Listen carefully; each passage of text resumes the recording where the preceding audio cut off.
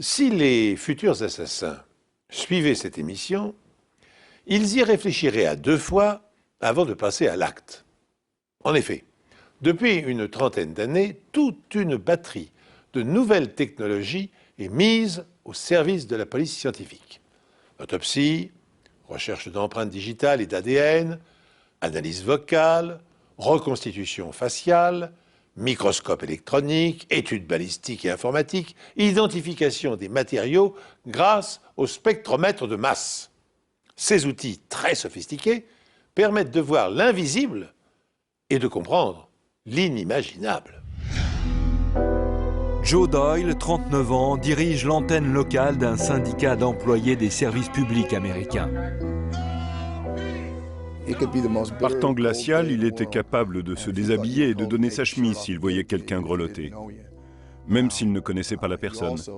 Mais vu sa carrure, il n'avait pas peur non plus de dire en face ce qu'il pensait.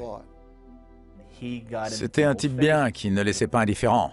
Soit on l'adorait, soit on le détestait.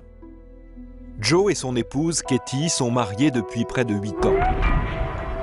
Le 30 juillet 1998, le couple va boire un verre dans un club privé en sortant du travail. Tôt le lendemain matin, Katie appelle la police, affolée.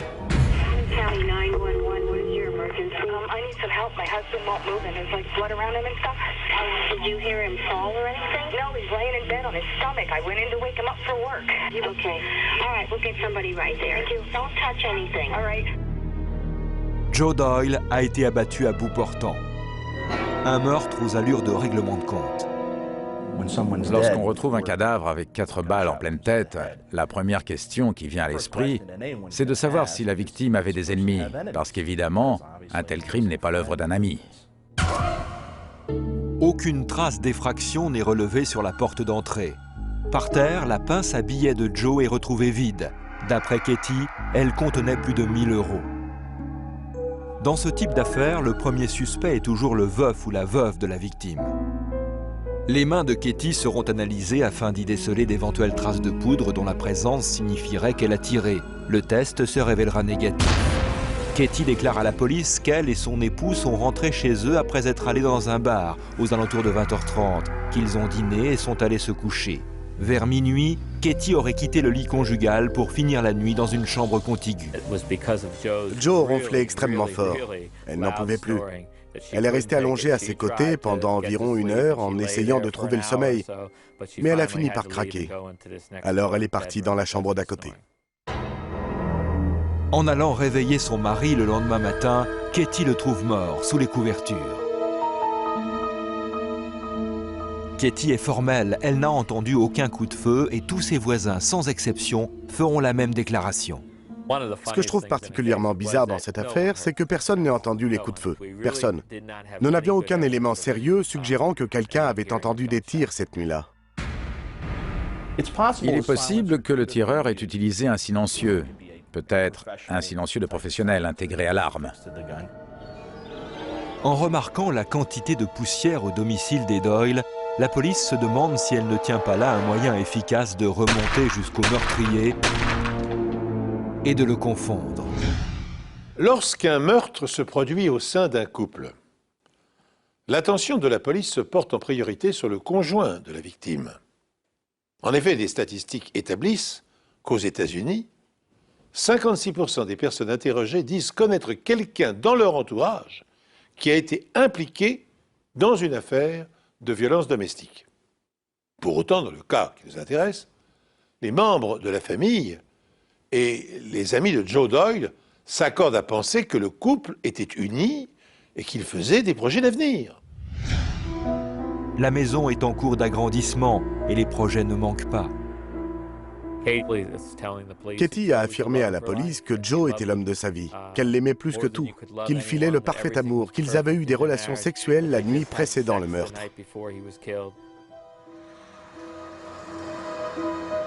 Joe et Katie travaillaient dans le même hôpital et leurs collègues dresseront un portrait beaucoup moins idyllique de leur relation. Katie aurait eu une liaison avec un collègue. se serait affichée avec lui, aurait dit être folle de George, ne plus avoir envie de son mari qu'elle trouvait trop envahissant. George était soi-disant l'amour de sa vie. George Lois est gardien du parc de l'hôpital et la police découvre que les deux tourtereaux sont bien plus que de simples amants. Elle lui achetait des bijoux. Elle lui avait versé un acompte de 1 000 $ pour l'achat d'un véhicule. Elle lui payait des vêtements, elle faisait tout pour lui, vraiment. Katie reconnaît la liaison, mais d'après son avocat, cela ne fait pas d'elle la coupable. C'était une aventure qui durait, certes, mais qui ne justifiait pas un meurtre. Sur les lieux du crime, la police trouve un indice à l'intérieur de la table de nuit qui jouxte le lit. Une boîte à pistolet. Les traces de poussière semblent indiquer qu'elle a été déplacée récemment, mais on n'y relève aucune empreinte digitale. L'arme que Joe Doyle y rangeait d'ordinaire, un pistolet Makarov 9 mm, a disparu. Voici l'une des 4 balles récupérées dans le corps de la victime, déformée par l'impact. Lors d'un tir, la balle tourne sur elle-même lorsqu'elle traverse le canon. Des stries hélicoïdales sont creusées dans l'âme du canon. Une technique qu'on appelle le rayage en spirale.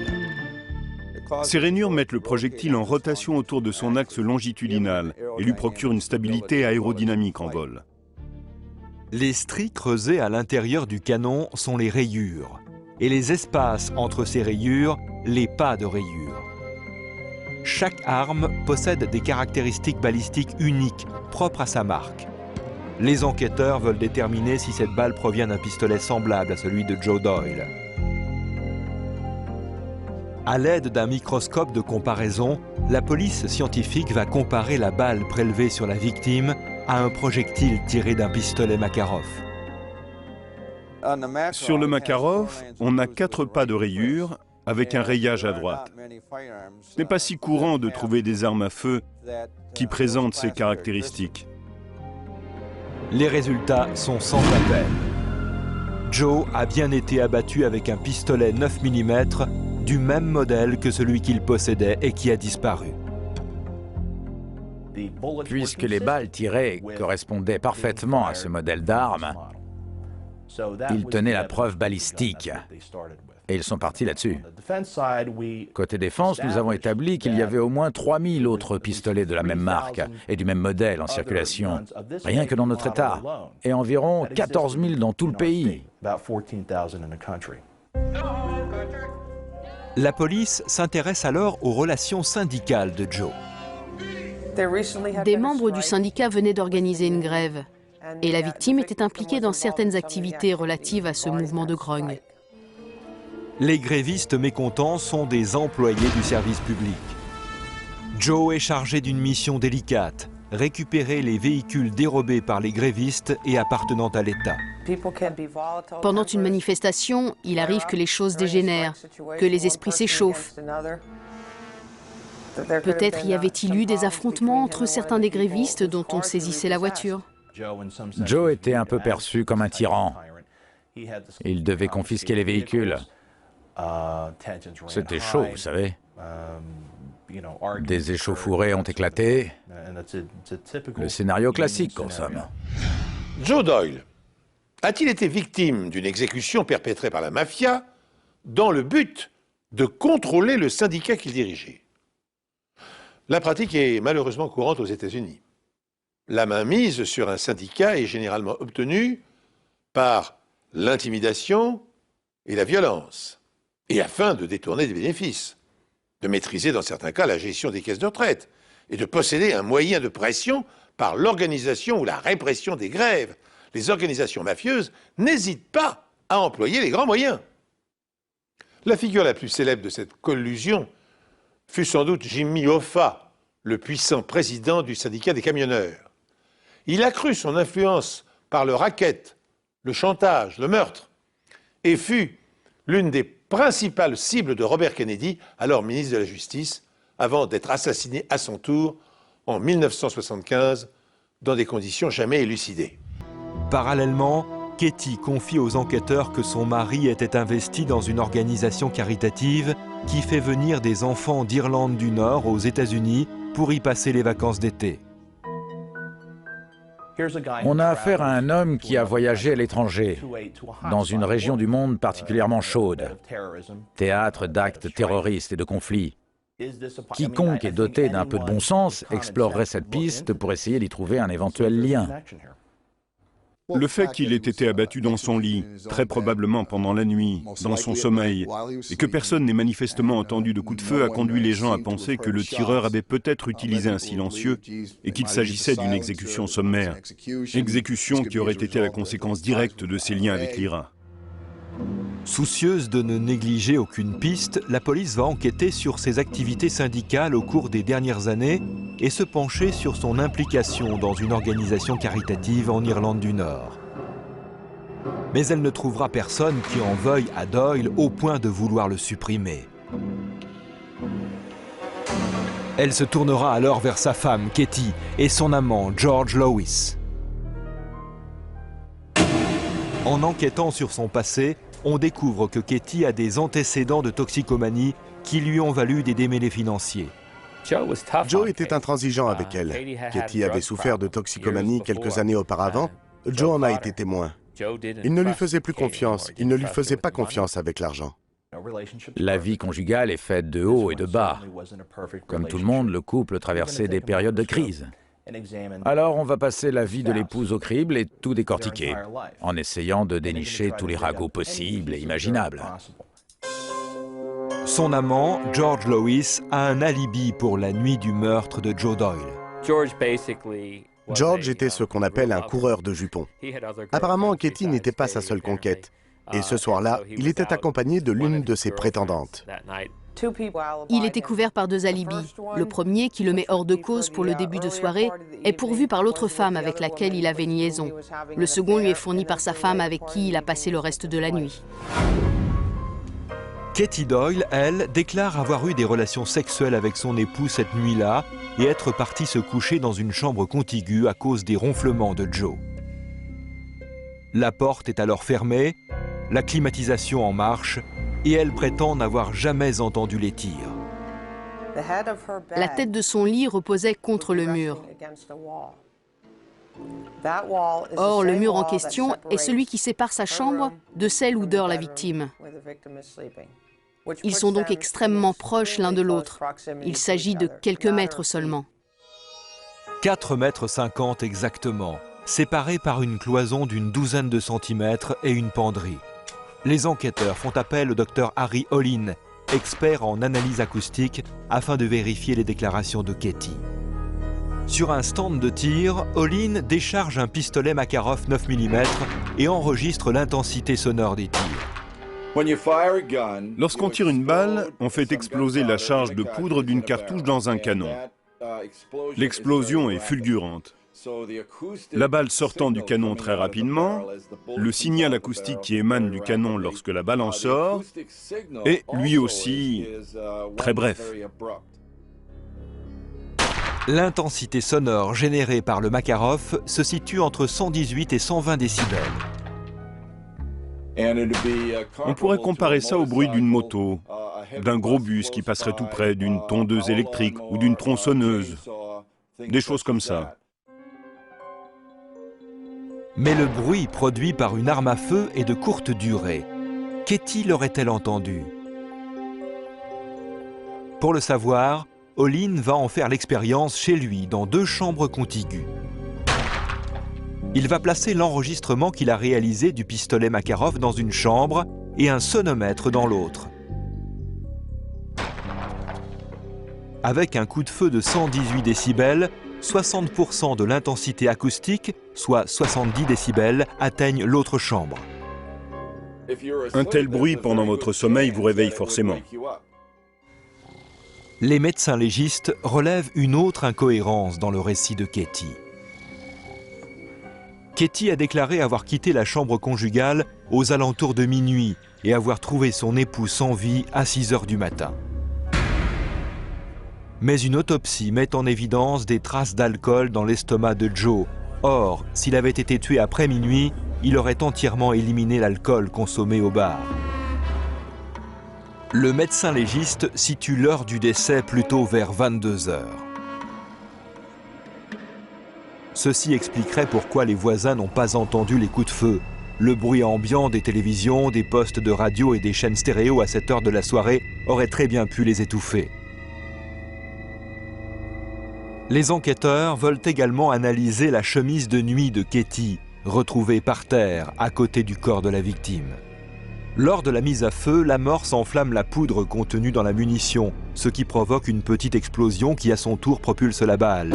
Les gaz produits par la poudre en combustion entraînent la formation d'un petit nuage d'1 mètre à 1,50 m de diamètre, dont les particules reviennent généralement se déposer sur le tireur. Les résidus de poudre et d'amorce sortent de l'arme par tous ses orifices, à l'état de gaz d'échappement ou de vapeur. Ils se solidifient ensuite en fines particules qui vont se déposer sur les mains, sur les vêtements ou à proximité immédiate de la zone d'impact. À l'aide d'un petit disque d'aluminium recouvert d'un adhésif double face, le scientifique Skip Schwabel prélève des échantillons à la surface de la chemise de nuit. Il retire ensuite le tamponnoir de son support en plastique et le place à l'intérieur d'un microscope électronique à balayage. Les particules sont grossies et analysées afin d'en déterminer la composition chimique. La chemise de nuit de Katie en compte des milliers. On les voit ici grossies 4000 fois. Ces particules sont constituées de plomb, d'antimoine et de barium, les composants chimiques de la poudre. On n'en trouve pas à l'état naturel dans l'environnement. L'amalgame de ces 3 particules est caractéristique du résidu de tir. Schwabel détecte également des traces de poudre sur la literie tout autour du corps. On va évidemment retrouver des résidus de tir sur le lit et tout ce qui se trouve dessus. Katie a déclaré qu'elle avait retiré sa chemise de nuit et qu'elle l'avait jetée sur le lit avant de quitter son mari pour aller se recoucher dans l'autre chambre. Elle ne se souvient pas de l'endroit précis où elle l'a jetée sur le lit. Il faisait nuit. Tout porte à croire que Katie Doyle a tué son mari. Ayant un amant auquel elle est attachée, elle possède un mobile. Elle a menti à la police en affirmant qu'elle et son mari s'étaient couchés peu après minuit, alors que le médecin légiste a établi l'heure du décès à 22 heures. Enfin, comment expliquer que des traces de résidus de poudre aient été retrouvées sur sa chemise de nuit si, comme elle le prétend, elle dormait dans une autre pièce?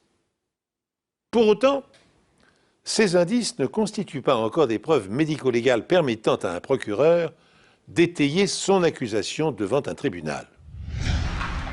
Et sans preuve médico-légale, les procureurs ont de quoi avoir des soupçons, mais ne peuvent rien prouver. La police est convaincue que Katie Doyle a menti en prétendant que son mari était en vie lorsqu'elle a quitté la chambre aux alentours de minuit. D'après l'analyse du contenu gastrique de la victime, le meurtre remonterait plutôt aux alentours de 22 heures. Le relevé des appels reçus au domicile des Doyle révèle qu'un correspondant a cherché à joindre Joe peu après 22 heures. Les propos tenus alors par Katie sont éloquents. Elle a expliqué que Joe ne pouvait pas répondre parce qu'il avait un peu bu. Autrement dit, il était trop ivre pour se déplacer jusqu'au téléphone. Si l'on ne détecte aucun résidu de tir sur les mains de Katie, l'analyse de sa chemise de nuit retrouvée sur le sol, de même que celle des couvertures du lit, se révèle en revanche positive. Skip Schwabel décide donc d'analyser la chemise de nuit afin d'étudier les concentrations et l'emplacement exact des résidus. Il y a 20 ans, lorsqu'on ne disposait pas encore de système d'analyse automatique, comme le microscope électronique à balayage, l'examen manuel d'un échantillon pouvait prendre 12 à 13 heures. Aujourd'hui, on est capable d'étudier des milliers de particules en très peu de temps. Les tests mettront en évidence de fortes quantités de résidus dans les régions droite et gauche du thorax, à l'endroit où l'on positionne habituellement une arme.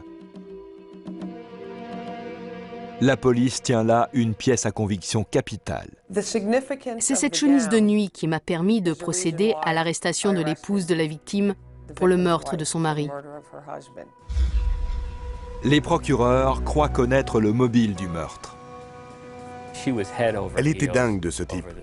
Elle n'était plus intéressée par Joe, le cas classique de l'épouse qui veut s'affranchir des liens du mariage. Les preuves médico-légales montreront que Joe Doyle était couché avant 22 heures. Les procureurs pensent que Katie est entrée dans la chambre à coucher, s'est emparée du pistolet 9 mm de son époux et lui a tiré 4 balles dans la tête à bout portant. Des résidus de combustion invisibles ont été projetés dans sa direction et se sont déposés sur sa chemise de nuit. Katie a enlevé sa chemise de nuit et l'a jetée par terre pour faire croire à la police qu'elle et son époux avaient dormi ensemble. Mais ce qu'elle a surtout prouvé en faisant cela, c'est qu'elle portait bien cette chemise de nuit au moment d'abattre son mari. Katie dispose alors de 7 ou 8 heures pour se débarrasser de l'arme du crime. Le lendemain matin, les voisins affirment que la voiture de Katie n'est pas garée au même endroit que la veille au soir. D'après les relevés téléphoniques, Katie a appelé son amant 3 fois la nuit du meurtre. Les procureurs pensent qu'il n'est pas impliqué. Même si elle avouait avoir contacté George cette nuit-là, nous n'avons pas la preuve de sa complicité. Katie Doyle sera accusée de meurtre au premier degré et condamnée à perpétuité. Son avocat maintient que sa cliente est innocente, mais il n'a aucune idée de l'identité du meurtrier de Joe Doyle. Pourquoi s'acharne-t-on sur Katie? Parce que c'est la femme de la victime. Parce que la police ne veut pas sortir de l'enceinte familiale. Parce que c'est sa façon d'enquêter et que jusqu'à ce jour, elle n'a jamais cherché plus loin. Les enquêteurs affirment que les examens scientifiques ne laissent aucun doute quant à l'identité du tueur. Il est beaucoup plus difficile d'échapper à la justice aujourd'hui qu'il y a quelques années. Nous disposons maintenant de systèmes de mesure et de techniques de préparation bien plus élaborées. Nous sommes capables d'extraire des particules sur des vêtements, sur les mains d'un suspect, et cela ne vaut pas uniquement pour les résidus de tir.